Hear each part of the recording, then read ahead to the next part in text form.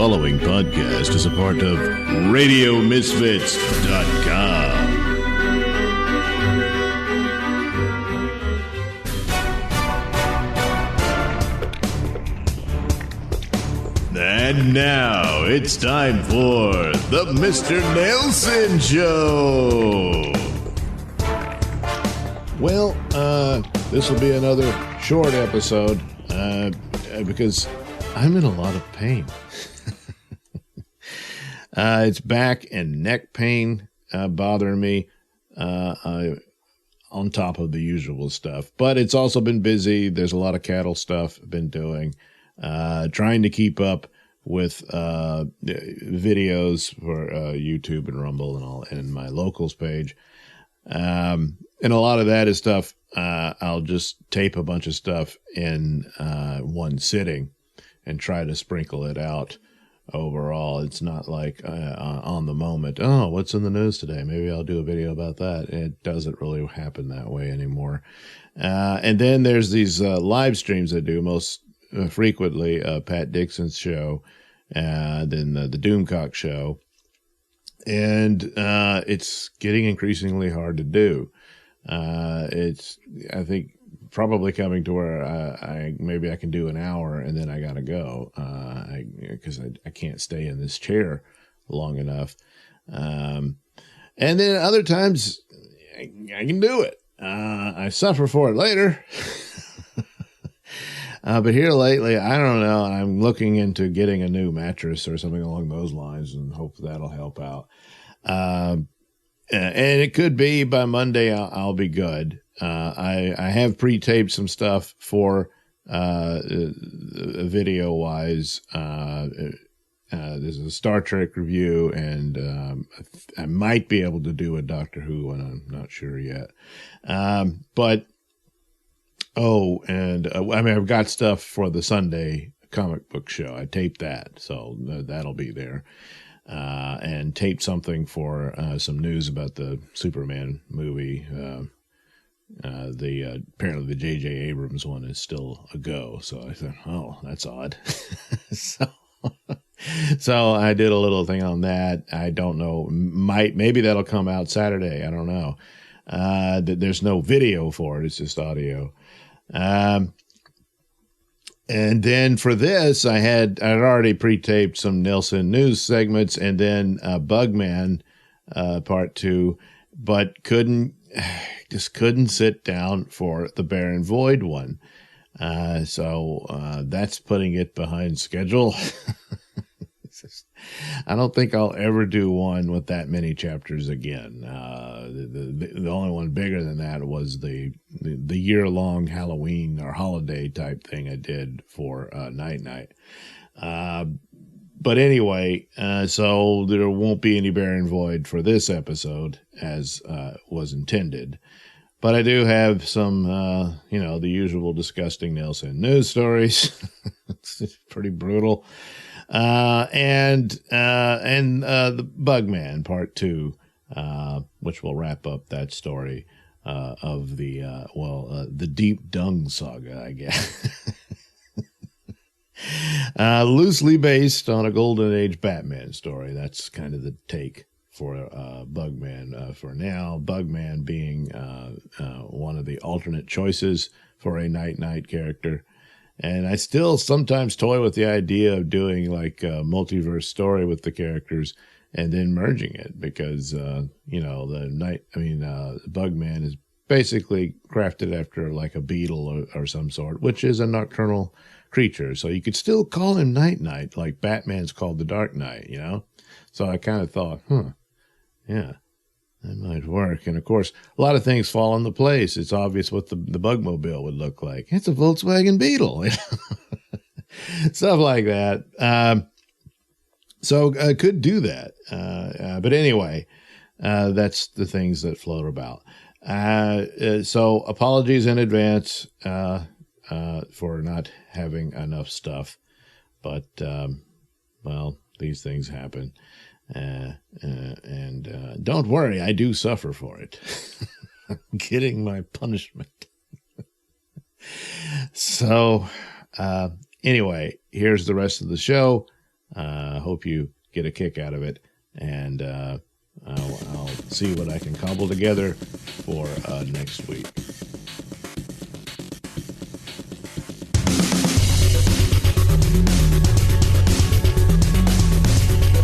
You're listening to the Mr. Nailsin Show here on RadioMisfits.com.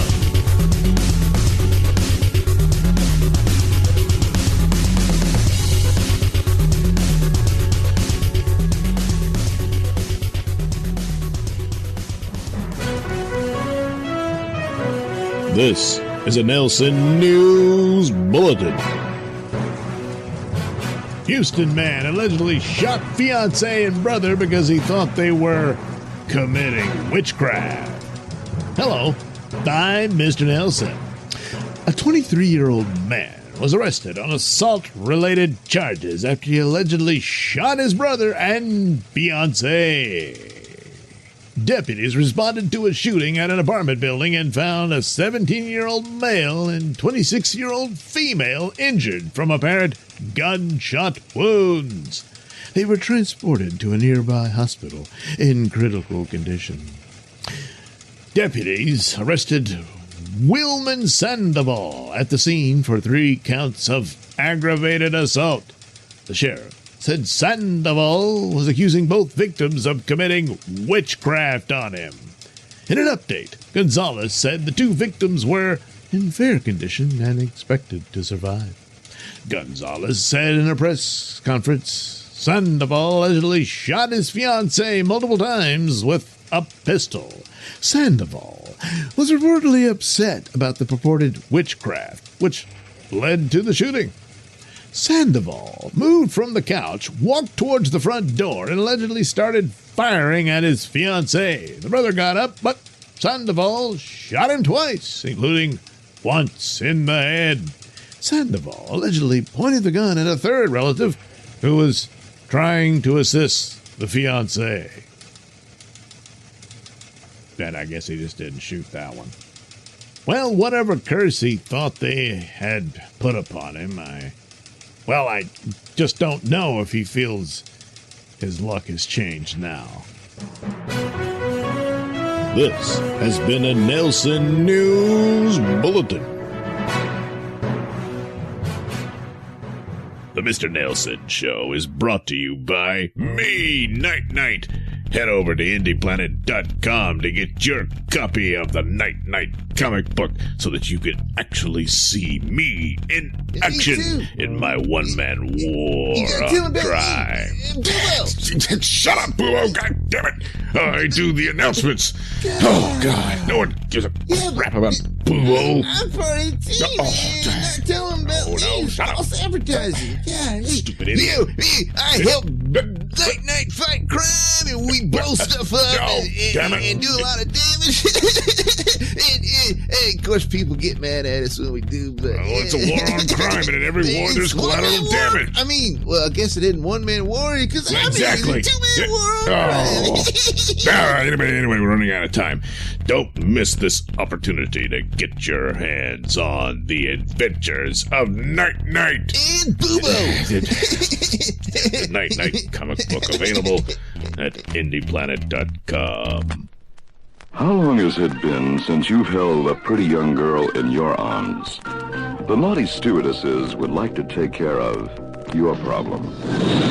Fly first class with the naughty stewardesses, the cutest, curviest, most caressable hostesses who will ever take care of you. If you're past 40, Debbie's for you. She likes older, more experienced men. If you're young with hot plans, check Jane. If a groovy soul sister's your dish, beautiful Barbara more than fills the bill. And for those way out scenes, don't miss Margie. Everything turns her on. The naughty stewardesses are what you think they are, and more. Each one is a piece of class. Come and meet the naughty stewardesses. You'll love their takeoff. All new, in color, rated R for adults.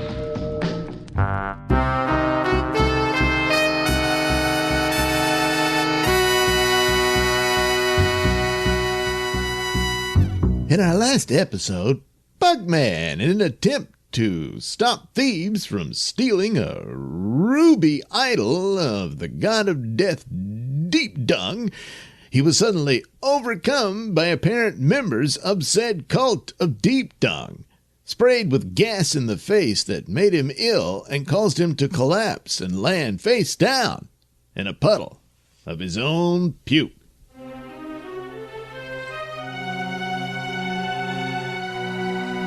All right, Bugman, wake up. Wake up, Bugman. This time we've got you dead to rights. What the hell? You're gonna fess up to the crime and tell us what you did with the Deep Dung idol. Captain Thighs. That's right, so you know me, and we all know you. So, what's it gonna be, Bugman? The idol.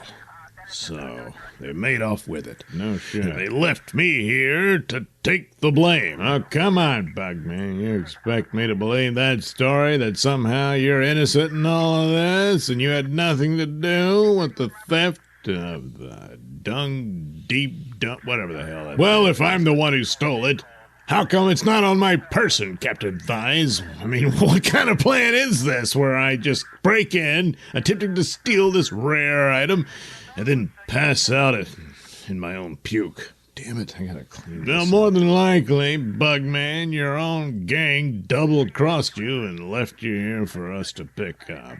All you gotta do is tell us where they are, and we'll get them and the idol. I can tell there's no convincing you, Captain Thighs. Nope, not a bit. So I'm forced to take action in my own hands, lest we lose any more precious moments. Now, wait a minute. I'm afraid I'll make my getaway. Now, you come along, Bugman. Oh, damn. Oh, jeez. Oh, that annoying noise. You don't cut that out, Bugman. We're going to have to take action. All right, final warning. All right, boys. Let them have it. No, Captain Thighs, don't open fire here. You can damage my precious valuables. God damn it. Oh, no. He's throwing one of his bombs. Oh, no. Gas. Don't let him get away.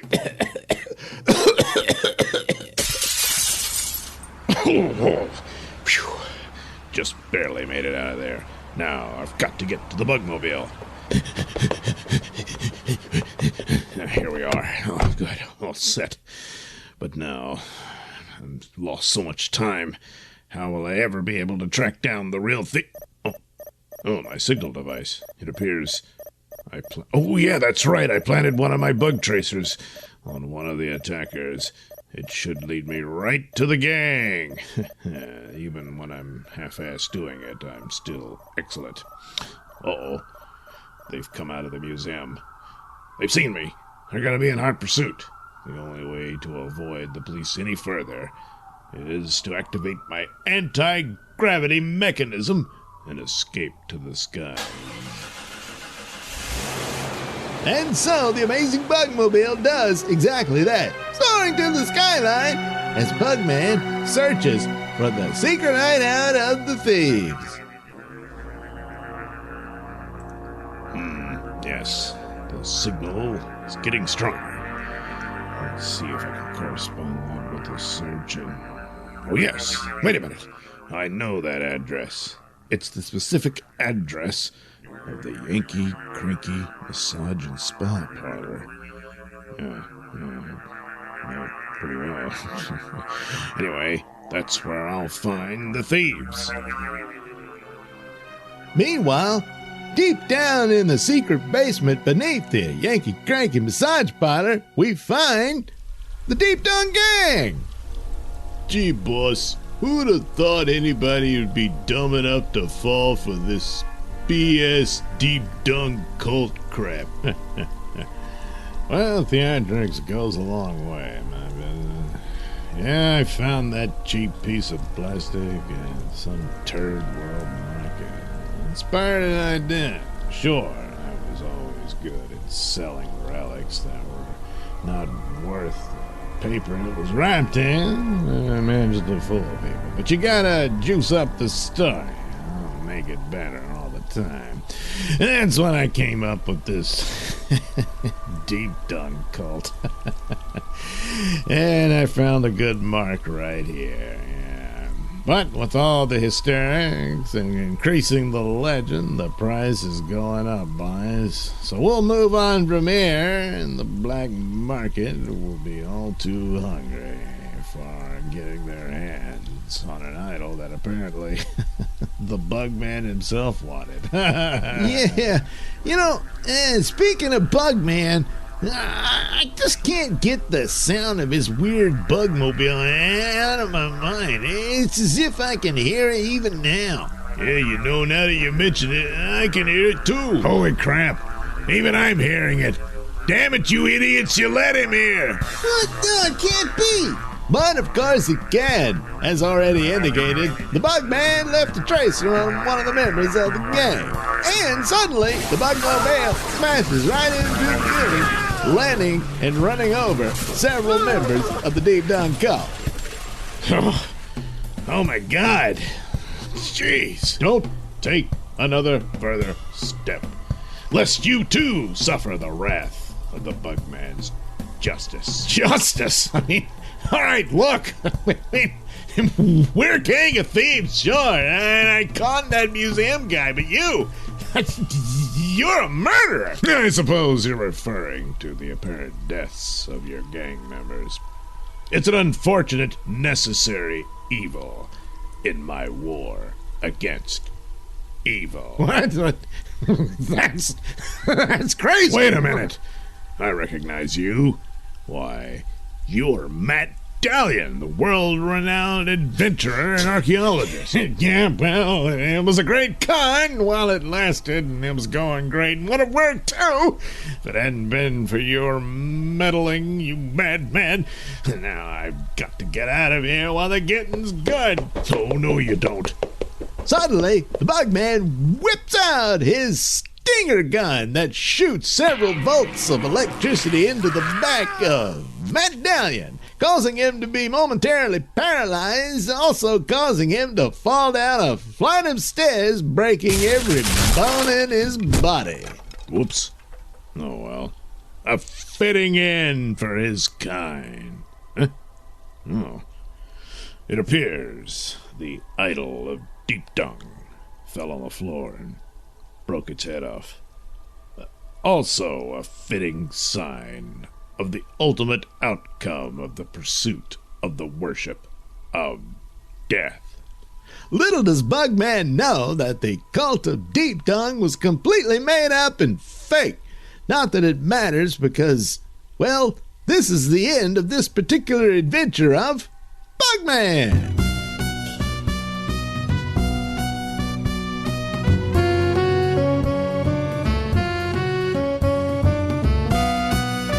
Bugman was written, produced, and performed by me, Douglas Nailsin. Music came courtesy of Kevin MacLeod and other public domain sources.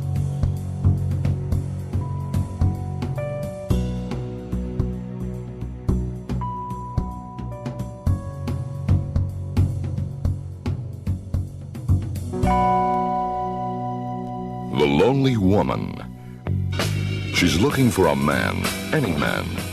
Now, Gina Lollobrigida returns to the screen. She's only a little older, but she's much, much bolder in her adult film debut as The Lonely Woman. She likes them young. The younger, the better. She's looking for the inexperienced, and she's ready to teach him, to show him the many ways to truly appreciate a woman. She walks the streets at night, looking, hoping, and waiting for someone to really love her. She's had men before, but they weren't up to the task. The Lonely Woman. Don't miss Gina Lollobrigida, one of the movie's great and sensual superstars, as she returns to the screen to tease you, please you, and shock you as The Lonely Woman, in color rated R for adults from Independent International. This is a Nailsin News Bulletin. Go Colorado man accused of killing and decapitating a woman had her severed hand in his pocket during the arrest. Hello, I'm Mr. Nailsin. A 26-year-old security guard was arrested on suspicion of murder for allegedly decapitating a 47-year-old woman, severing her hand and keeping it in his jacket pocket. According to Pueblo Police Department, on January 10th at 3:47 p.m., officers responded to Fountain Creek and found a female who was identified as Renee Marie Portillo, deceased in the water. Officers later arrested Solomon Martinez on a charge of first-degree murder. Martinez's affidavit says on the morning of January 9th, Martinez met up with his roommate, Joshua Mazurko, and another person at a car wash. Martinez reportedly had dirt on his clothing and blood on his hands, which he cleaned off with a power washer. Martinez allegedly asked Mazurko if he wanted to absolve $1,000 off his debt and help him dig a 10-foot hole. He allegedly later claimed it was a joke. Mazurko reportedly went to Martinez's car to retrieve a tool bag and saw Martinez attempt to push a big object out of the way. But he was having a hard time. According to the Pueblo chieftain, which also cites the affidavit, the second witness and Martinez drove to the Fountain Creek area and Martinez moved the body to the water. Martinez allegedly threatened the witness with a gun because he needed help, but the person refused. The witness ultimately reported him to police and led officers to the woman's body. Martinez reportedly shot a video of the body to cover for himself, then put a blanket over the corpse. Video seen by the police reportedly showed the headless victim with blood around various parts of her body. Police went to an art center where Martinez worked as a security guard to place him under arrest. Before they took him into custody, he reportedly said, "I had a hand in my jacket for 2 days." Officers located the hand inside a plastic bag in his front pocket. When speaking with investigators, Martinez reportedly claimed the witness who reported him to police borrowed his car that night and returned it. He said he left his gun and phone in the car. Then he later allegedly changed his story and said he picked up a prostitute. She reportedly asked for money for a sexual act, but he said no. He allegedly told police he dropped off the victim sometime around 2 a.m. to 3 a.m., and she was still alive. Martinez reportedly had cuts on his hands, which he claimed came from his dogs. Then he said the cuts came from picking up dog feces near rocks. Additionally, detectives located blood inside Martinez's vehicle. Martinez is in custody at the Pueblo County Jail with bond set at $1 million. Well, despite his ever-changing story, it appears Martinez really gave officers a hand in his own case. This has been a Nailsin News Bulletin.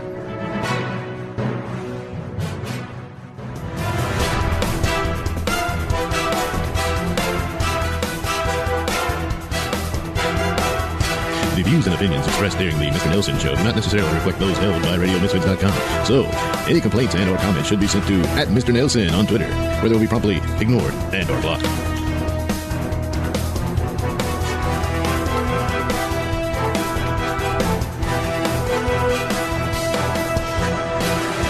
The many ways to truly appreciate a woman. She walks the streets at night, looking, hoping, and waiting for someone to really love her. She's had men before, but they weren't up to the task. The lonely woman.